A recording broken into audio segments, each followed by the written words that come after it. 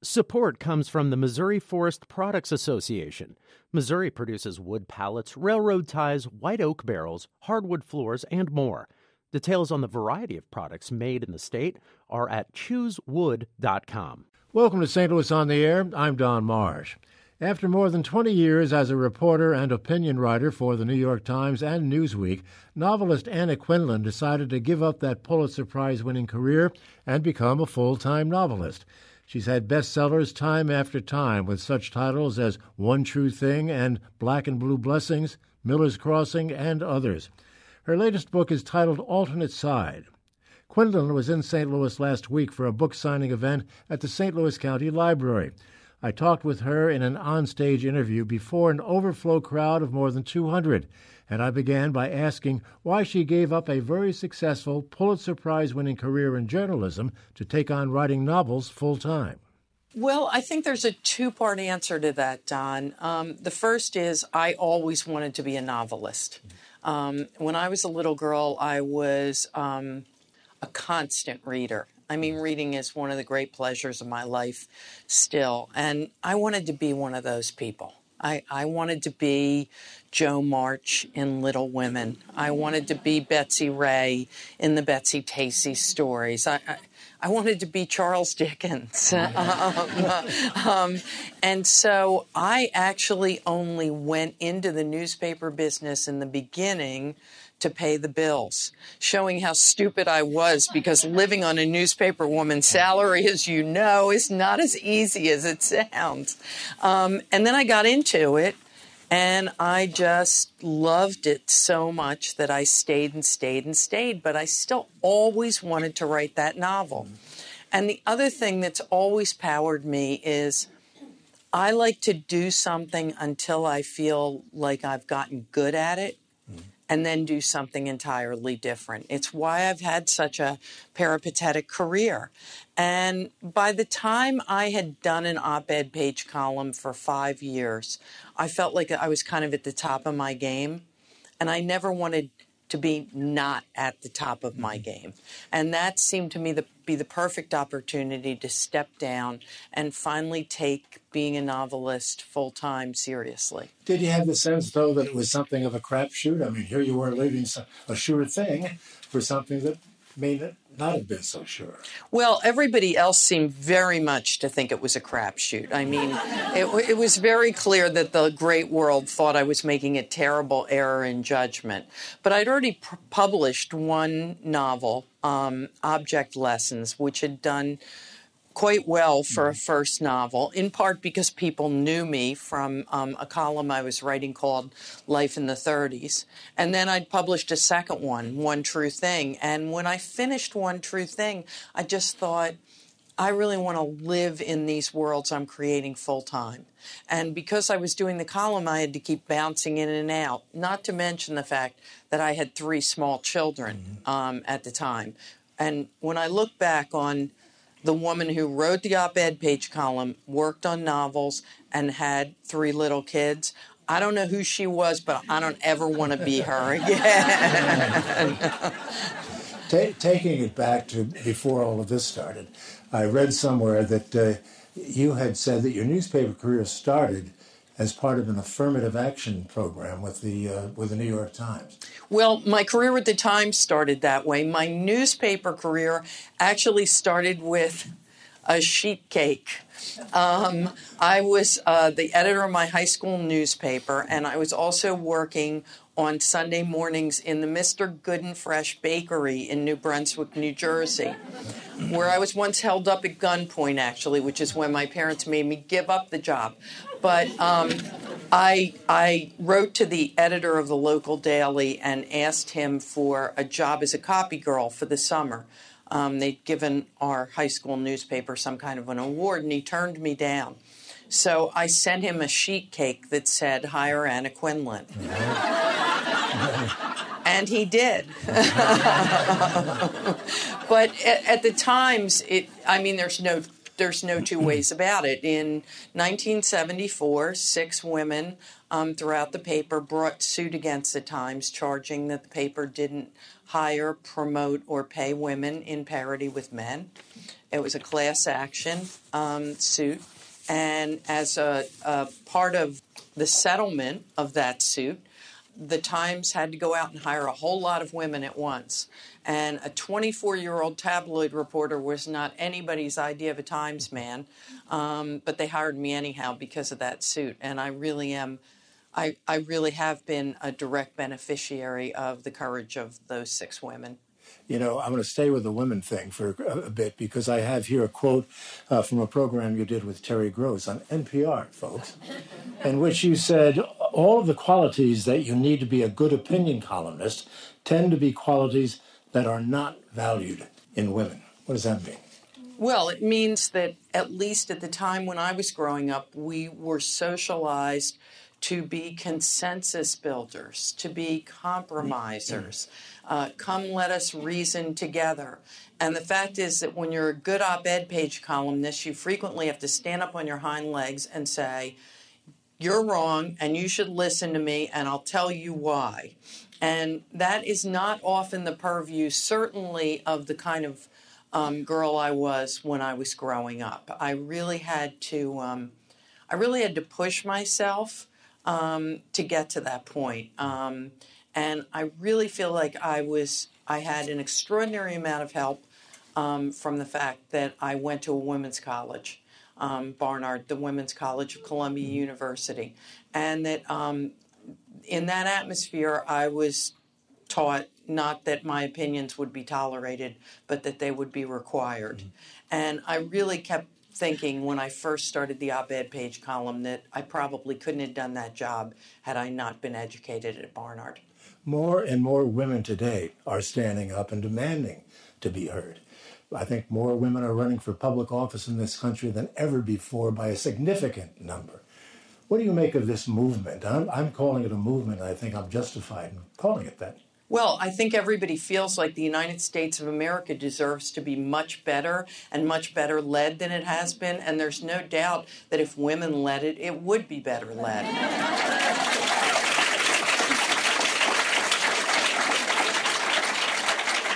Let me point out that we have an audience primarily of women, in case you didn't get that. Okay, so what do women bring to the table? Well, first of all, women have had to deal constantly with change. Our bodies change during the course of our lives in ways large and small, and so do our circumstances. So we go from being young marrieds to suddenly pregnant to suddenly dealing with little kids. Now, that is more and more often the purview of both sexes, but certainly when I was growing up, it was disproportionately the purview of women. And the other thing is that for whatever reason, we tend to band together. Maybe it's because we didn't learn that competitive zeal that has pushed our brothers forward. But I think the banding together has been nothing but a good thing. I mean, if you look at the women's marches or you look at the Me Too movement, it's the coming together of disparate groups of women putting their arms around each other and saying, we're just not going to take this anymore. Not only am I going to stand up, but I'm going to help you stand up. That has really elevated the issue. You know, I remember one evening, my husband and I had a fundraiser for Senator Jean Shaheen at our house in New York. And I said to her, Jean, you know, I don't mean to be banging the good old days gong, but I feel like when Stuart Symington and Jacob Javits and Hubert Humphrey were in the Senate, they managed to work together to find some middle ground, and you guys are so polarized. And she said, it's because we don't know each other, Anna. At the moment that we're not in session on the floor, we're back to our home bases to raise money. All we're doing is in Congress or raising money, except for the women in the Senate. She said once a week, the women in the Senate make it their business to all have dinner together. And if you look at the bipartisan legislation that's been successful, this was 2 or 3 years ago, she said this, in the last year, an enormous amount of it has come from a Republican woman and a Democratic woman. So that compromising consensus that I was talking about being something of an issue when you're writing an opinion column, I think is nothing but good when you're trying to run a country. There's a woman of a much different stripe making all the headlines today. What do you make of that? I really want a name like that.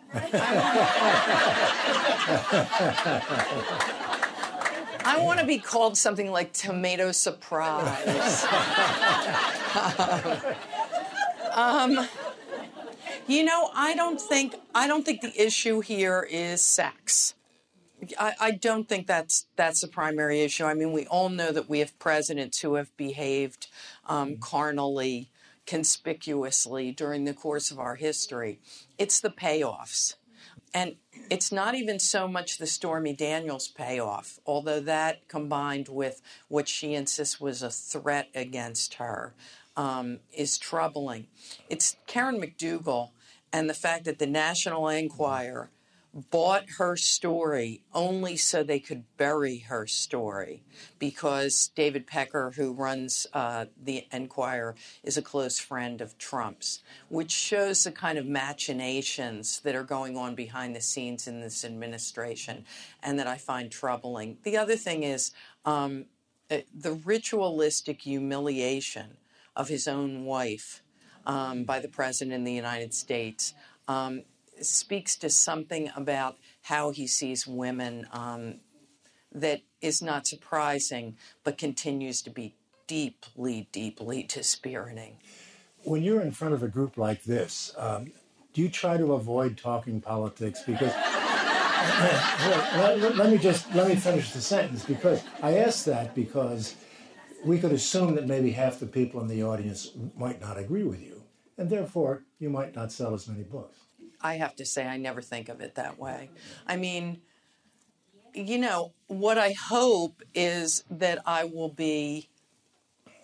try to be eloquent. When I was writing an opinion column, obviously, at least half of the people who were reading my opinion column probably didn't agree with me.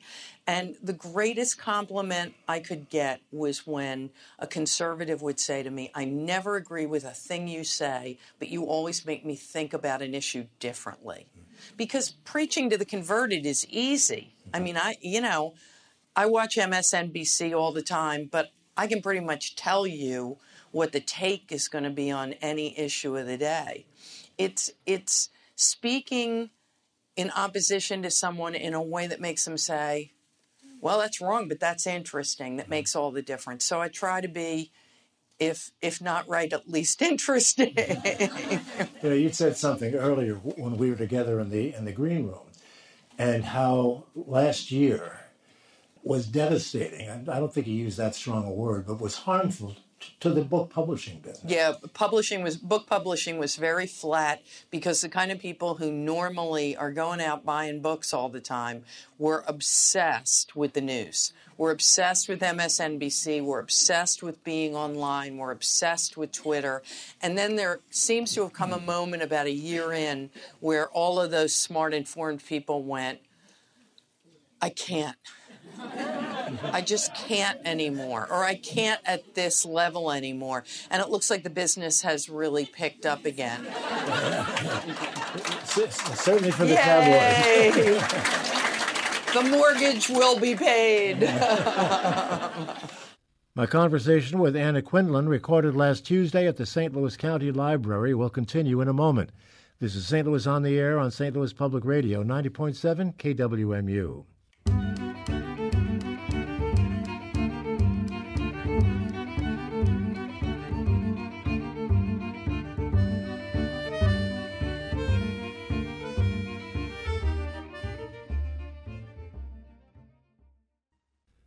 Welcome back. We continue with my discussion with author and journalist Anna Quindlen, recorded last week at the St. Louis County Library. The discussion turned to her new book, Alternate Side. I asked her what kind of a woman is Nora Nolan, the principal character of the book. She's 48 years old.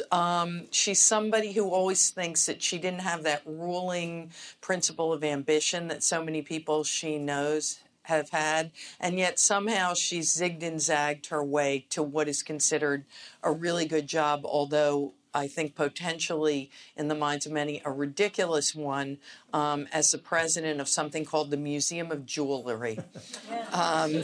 She's been married for 25 years to Charlie. They have twins named Rachel and Oliver, and I really like her a lot.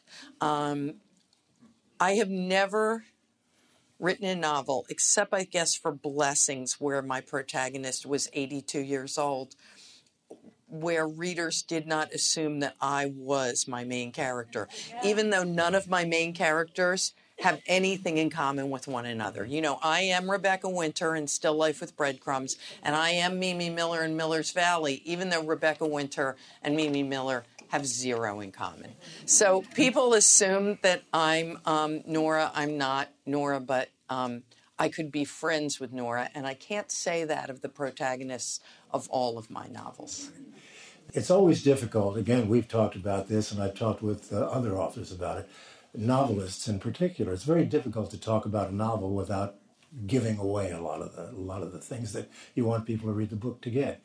I have another quote, however, I'd like to give to you. This was from USA Today, a critic, a book critic, I should say, who writes, Quindlen's book, a metaphor for our divisive times. Americans seem to live on alternate sides, scrapping any sense of unity in desperate pursuit of a parking space in the Big Apple of life. Wow. What do you make of that? Well, you know, I started working on this novel long before the presidential election, and it only occurred to me afterwards, at which point I was pretty much locked into the manuscript, that people were going to think that it was a product of our current age, because there are immigrants in it who are very essential to the people that they work with and for, because there's issues of class and race within the book, because it's set in New York, among the prosperous. And I actually think that's as good a read as any. I mean, one of the great things about novels is they're litmus tests. Some people look at War and Peace as a novel about war, and some people look at it as a novel about peace, and some people look at it as a novel about agrarian policy in Russia in the 19th century, and all of those things are correct. But I think one of the reasons that novels are so hard to talk about is because plot is reductive, character is only meaningful if you're meeting them, and everybody brings themselves to the table when they're reading a novel. I think the most spectacular thing about fiction is, and actually someone just did a study with actual data, which I love, despite what's going on in Washington, showing that people who read fiction tend to be more empathetic, which doesn't surprise me, because I think the staggering thing about novels is they make us feel less alone. You know, the most pernicious thing about being human is something bad happens to you and you think covertly, I am the only person in the world who's had this terrible experience. I'm the only person in the world who's felt this way. And then you read a novel and suddenly you think, we are legion. And that's so soothing. You know, this seems a very simple plot, excellently written, but nonetheless quite simple. What brought you to it, and what do you want people to take away from it? Well, I had a lot of different thoughts coming together on this one. Oddly enough, I really wanted to write about middle age, because I do think there comes that moment in your early 50s where you realize that this might be as far as it goes. And I think particularly lots of the men I know find that very difficult. And feeling so under fire, even if they're prosperous, makes them angry and aggressive. And one of the things that I wanted to show in the book is what happens when people are upset with their own circumstances. I also wanted to write about the fact that Americans like things to be settled. Check the boxes. I'm working on a commencement speech right now about the fact that people sit out there at their graduation and think, well, that's done. But it's not. Nothing is ever done. And yet we think college, check, job, check, marriage, check, children, check. And that moment when you realize that all remains fluid throughout your life can really leave you at sea. And again, it seemed to me that when all of these prosperous people were at sea, were, at least among the men, feeling angry and displaced, that the ways in which they might interact with those less fortunate than them could be dangerous and pernicious. Don't women reach that same stage at approximately the same time? I don't think they do. I'm sorry, I'm not intentionally trying to play to this audience, but wait till you hear what's going to happen when I say what I'm going to say. At about age 50, which is what I'm talking about here, I suddenly realized for the first time in my life that I did not give a damn what anyone thought of me. See? The difference in the way women come to middle age and the way men come to middle age is that women feel constantly backstopped by the culture. You're not thin enough. You're not pretty enough. You're not smart enough. You're not a good enough wife. You're not a good enough mother. Esquire magazine never has a line that says how to lose 5 pounds in a week. Every women's magazine at some point has had that. So you come to the moment where you realize you don't care about the backstopping anymore. Men don't have that same kind of backstopping. And the other thing that's really powerful for women of my generation is great success for all of us came as a huge surprise. Because we grew up thinking, there is no place in this world for me. There is no place. And so, when one of us winds up a federal judge or a United States senator or the president of a college or a newspaper columnist, it's a constant surprise. I cannot believe this is my life. For our male counterparts, many of them, they can't believe that they're not masters of the universe, that they got to a certain point and no farther. And that's why I think that middle age into, that 50 into 60 fulcrum is tougher on our male colleagues than it is on us. And that's painted very well in this book. Charlie, the husband of Laura in the book, is a perfect example of this. I want to ask you about marriage, because marriage is a big theme in this book. There are a couple of lines. Again, I've come prepared with some quotes, because some of them actually kill me. And he's married. Right. This one: neighbors are much more solicitous of their dogs than husbands, maybe because the dogs don't live as long. Or this one will get you: monogamy worked much better when people didn't live past 50. A different Anna came out to play for this book. I think so. And I knew, actually, that there were some of my readers who were going to feel a little disoriented by this, because it's sharper. Yeah. I like to think that it's wittier. It might even be considered meaner than books I've written in the past. It certainly has a somewhat different feel. Within I think, a clear fence of how I do what I do. I mean, I like to think that, the observed detail, the characters. Character is really all I care about in a novel. I don't care about plot. I just care that you feel like you know these people. And all of those things are still there, but there's an edge to this book that I thought had to be there, both because of the subject matter and because it's set in New York City. Do you think that people really do get bored with each other after they've been married 25, 30 years or more? No, I don't think they get bored with each other, but I think marriage becomes a kind of a series of routines. And that that works really well for people until some crisis comes along that knocks the marriage off its axis. Sometimes it's illness. Sometimes it's a problem with a child. Sometimes it's a relocation or a change in jobs. In this case, it's something that happens on the block. But I think any routine works well absent a swift jab in the ribs. And then sometimes when that swift jab comes, all bets are off. Well, you mentioned the block, and for our audience's benefit, we'll point out that the book essentially takes place on a single block in New York City, a dead-end block, a very unusual kind of block for New York City. Right. There's very few dead-end blocks in Manhattan. Yeah. You know, it made me think, I had mentioned you again back in the green room, that my wife and I recently moved from a co-op here in St. Louis to another place.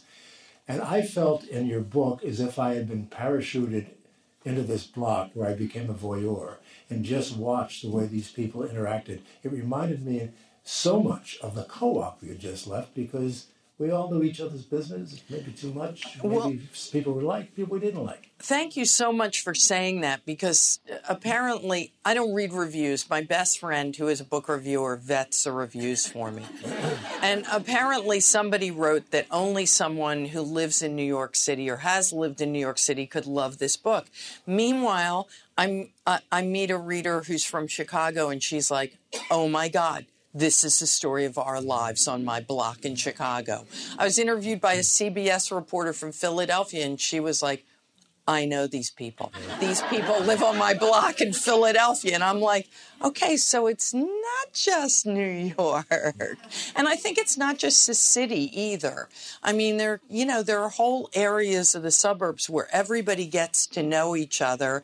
And, you gloss over some of the things that you don't like about your neighbors in the interests of keeping the peace until, again, something bad happens. New York, also obviously a character in the book. You live in New York and have lived there for a long time.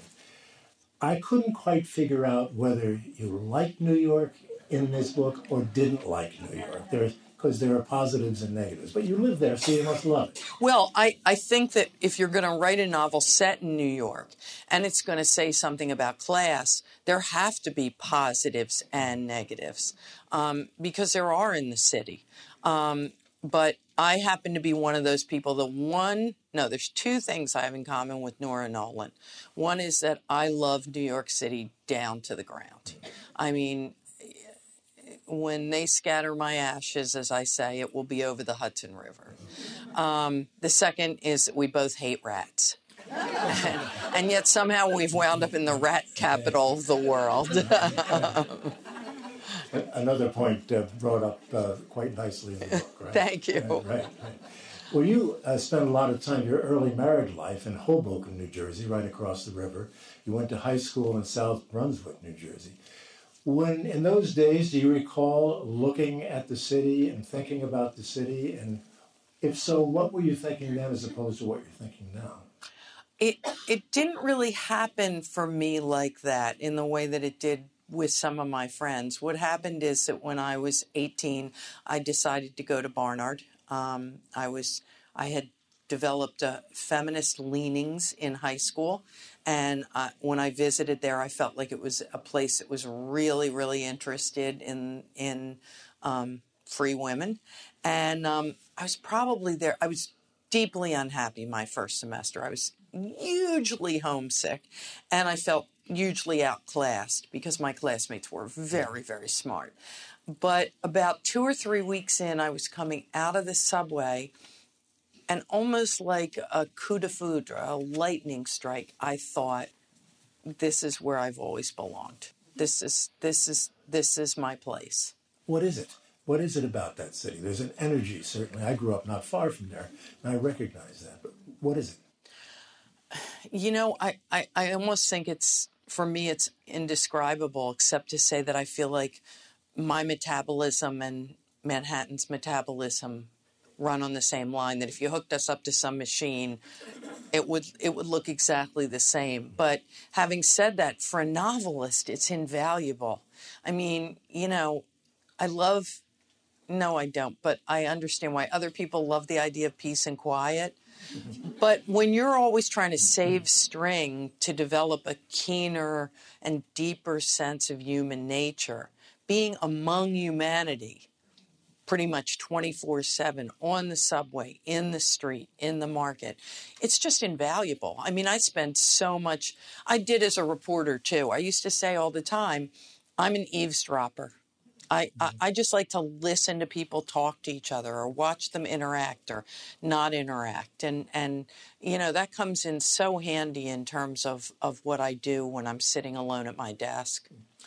Do you have to pull back on that at all when you're writing for an audience that is going to be primarily outside of New York City, people who have never been there, people who don't know it, and people who have maybe jaded impressions of what the city is like and what the people there are like? No, I don't think so. I mean, look, I wrote a little book called Imagined London that is about how I learned to love London, which is my second favorite city. I learned to know and love London before I ever visited there by reading about it in books.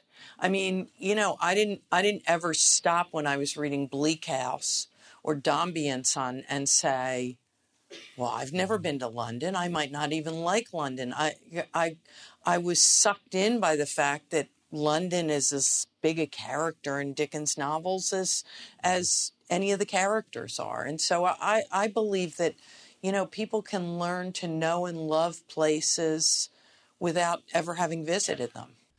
That was Anna Quindlen in a conversation recorded last Tuesday at the St. Louis County Library. We'll be back in a moment. This is St. Louis on the Air on St. Louis Public Radio, 90.7 KWMU.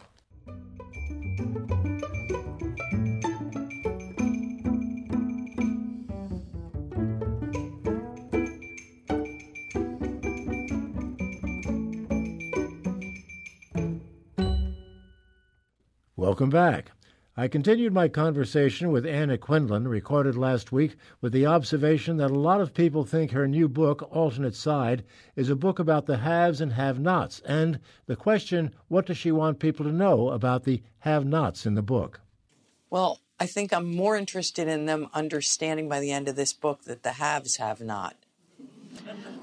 But, I mean, I think what's clear in the novel is that the have-nots make life possible for the haves. And that's true for all of us. I mean, I'm the granddaughter of immigrants. They came here not speaking very much English. They didn't melt into the melting pot. They lived in a neighborhood that was essentially a ghetto. And the point of the exercise was not for them to speak English or to mingle among us. It was for their daughter to do that and for their granddaughter to write for the New York Times. That's how America works when it works best. And, these are the people in this novel are people who are working for people who have more money and people who have more real estate and who might have more position. But they're doing it in part because their children or their grandchildren are going to become those people. I found in reading the book that the have-nots were the strongest characters in terms of strength, not in terms of being written differently than the others, but they were strong people. Yeah, you talking about Charity? Talking about Charity. I'm talking, was it Zita, the wife of Ricky's wife? Oh, Nita. Nita. Woo! Whoa, what a piece of work. Yeah. So, see, that's what you're after. You're after that moment where a reader thinks, you want the readers to think they're real because they become so real to you. They become so real that basically they're realer than real people. That's how I feel when I'm reading a good novel. And that's how I feel when I'm hitting on all cylinders when I'm writing a novel. And so to be able to talk about those women the way we are up here, that's just like thrilling for me. Yeah. There's one point in the book, and again, I'm not giving anything away here, but I thought was most interesting, and that is that Nora gives away a lot of her stuff, old clothes and ice skates, as I recall, and some other things, to one of these have-nots, who turned around and sold it on eBay. Well, there's two parts to that. One is that Nora is a genuinely good person who is doing this out of the best impulses. And the other is that it has a condescending, Lady Bountiful aspect to it that she doesn't recognize until the moment that somebody rubs her nose in it. I'm sure members of the audience have questions. May I see some hands? People would like to ask a question or two? Because I think we're being set up to do that at this moment. As that's happening, you ever miss the newspaper business? I love newspapers down to the ground. I am probably the only person who went to a screening of The Post and started crying about 10 minutes in and cried through the entire movie because it was like the story of my life, and a lot of the people in that film were people I actually knew and who are now gone. But I don't miss being in the business. First of all, some younger people than I are doing fantastic work, especially for the Times and the Washington Post. One of the most thrilling developments in journalism in the last couple of years has been the reemergence of the Washington Post as a first-tier newspaper in America. Really. But second of all, there's no room for me to be a reporter anymore. I was an opinion columnist for too long. Nobody would take me seriously as a reporter. And I don't want to be an opinion columnist right now. I'm somebody who really relies on logic and fact and data. I don't know how to engage with people who deny those things. And I don't think a primal scream is a good debating point. Aside from the Times and the Washington Post, which are enjoying such success in covering this presidency, what's your take on the state of journalism today? I wish hyper-local journalism was much, much better because it's really necessary. I mean, if you want to know what's happening in Washington or you want to know what's happening in Beijing, boy, the Times and the Post and the Wall Street Journal and the BBC and all these other outlets that you can get online are invaluable. But, to know what's going on in terms of zoning changes in your own town, that's not so good. And I'm hoping that there was a period there where it looked like Patch might fill the void there, and in some places it's doing quite well. But I hope somebody will beef up those kind of local outlets, not only because it will be great for citizens and readers, but because it will be great for young journalists who always historically have cut their teeth on small local outlets. Where is it going to be 5 years from now, would you guess? I have no idea. I mean, everything's moving at the speed of sound.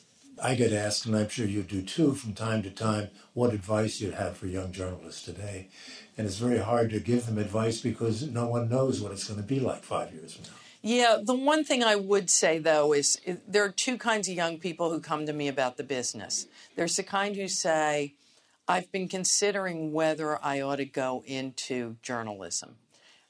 And I almost always tell those people that they ought to consider something else. Mm-hmm. But there's a kind of person who comes to you and says, I'm a reporter. Mm-hmm. I'm a reporter. I wanted to, they've got that fire that I developed after that one summer as a copy girl.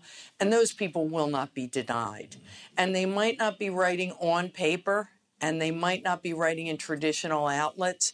But, we humans started telling stories around fires and caves a long, long time ago because people need stories. Joan Didion said we tell ourselves stories in order to live. And we always will, and the form will change. But people who have to tell stories, they will not be denied. And one of the key words is the word write. You have to learn how to write before you can really do that effectively. Absolutely. Yeah. Okay. Do we have questions from the audience? First of all, thank you so much. I've loved your books, and just wonderful. As a fellow writer, I just really appreciate everything you're doing. I was very sad when I got to the end of this book because I didn't want it to end, and the characters were so real. How about a sequel? You know, I've never wanted to do a sequel. Right. When I write a novel, the one thing that always surprises me is that the last sentence catches me a little unawares. I'm sitting at my desk, and I know I'm at the end, and I'm typing away, and suddenly, almost like a door slamming, I type a sentence and realize it's the last sentence. But at that moment, in some sense, I'm well and truly done. And I felt that way about all of them. So I've already started another novel. I'm about 10 or 15,000 words into it. And it's a completely different locale, completely different characters, and completely different issues. So there you go. But thank you so much. You're welcome. Could I have your name, sir? We're going to ask everyone to give their name. Sure, David Strom. David, thank you. Thank you, David. Is there a nicer compliment that can be made than someone saying, I didn't want it to end? It's so great. Yeah. Okay, ma'am, please. My name is Jane Wallace. I have enjoyed all of your books, and I'm sure most of the people here in the audience feel the same way.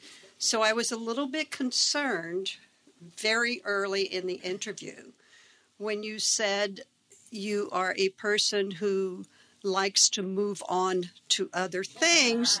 You are obviously at the top of your game as a novelist.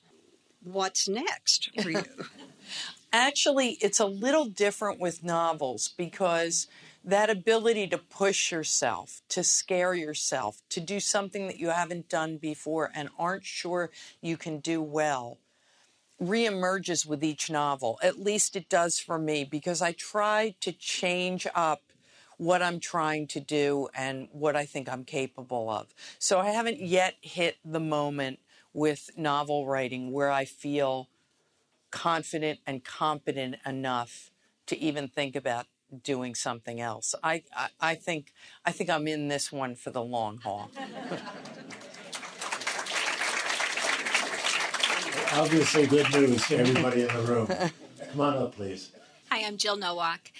Love your novels, but I think I probably wouldn't read them if I hadn't read you as a columnist. That's what drew me to it. And I felt through my early adulthood, particularly reading your columns often helped me learn how to be in the world as a professional young woman. Since you won't go back to being a columnist, what would you say to young women today, particularly as we see youth and what they want and how they struggle and how diverse they are and the things that they're dealing with in the world? Well, my first reaction is to say that after what I saw at the podium during the gun control march, the young women of America don't need any help from me.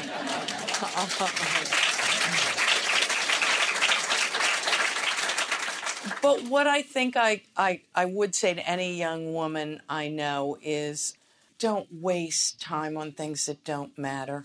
I mean, I look back to the years where I was worried about, how I looked or who liked me or who didn't like me, and I'd like those hours back.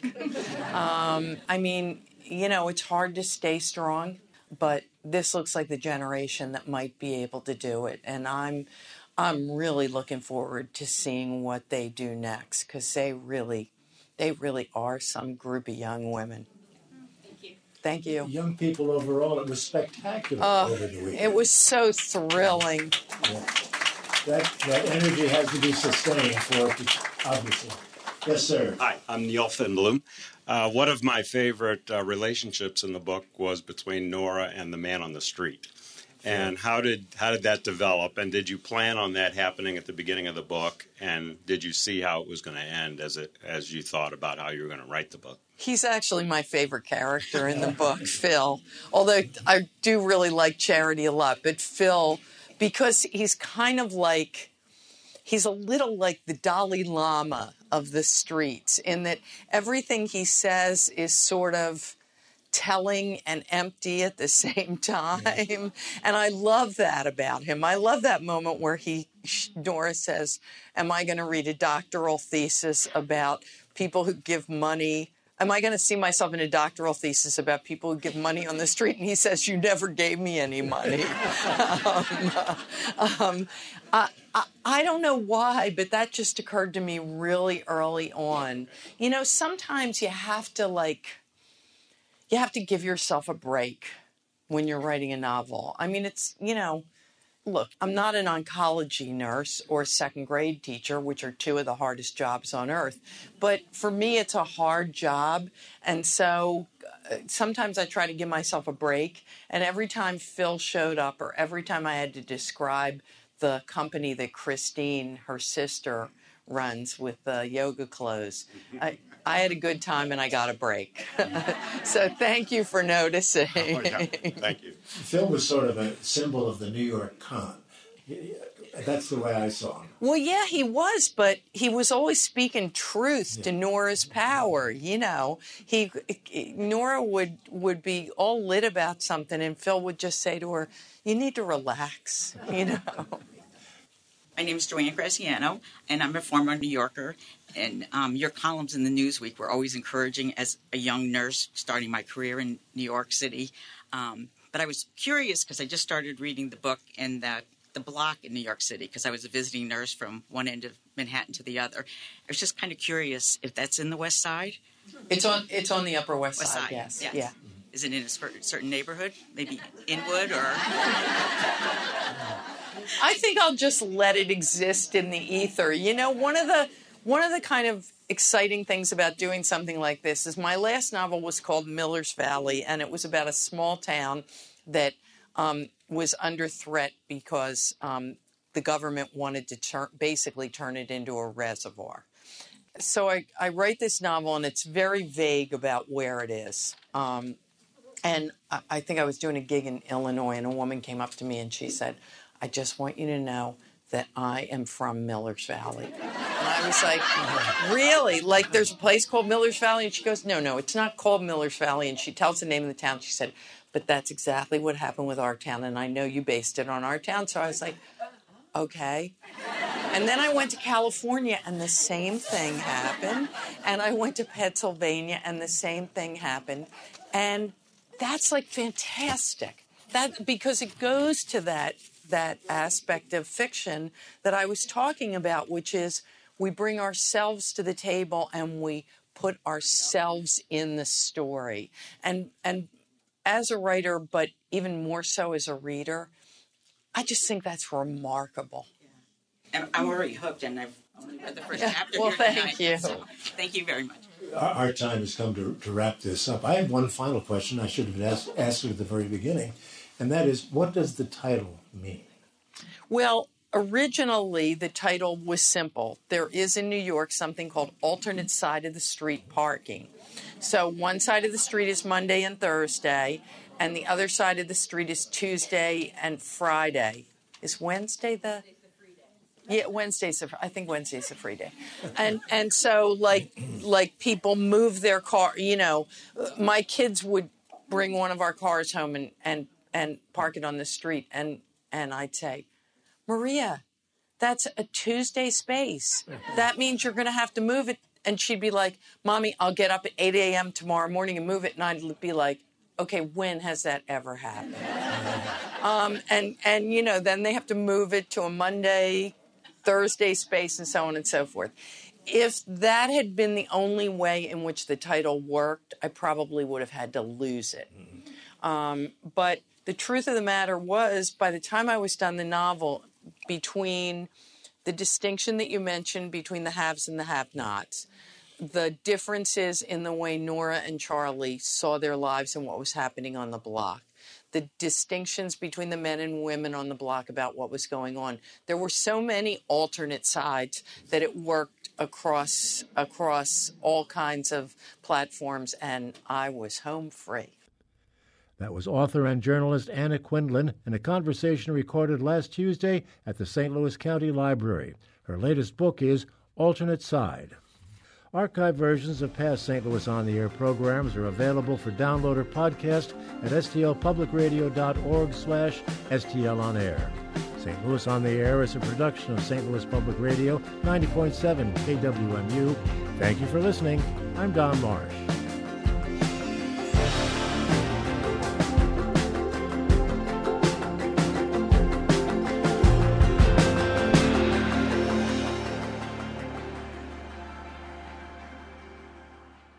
Support comes from the Missouri Forest Products Association, committed to conservation and careful management of the state's forests to make them more resilient and better habitats for wildlife. ChooseWood.com.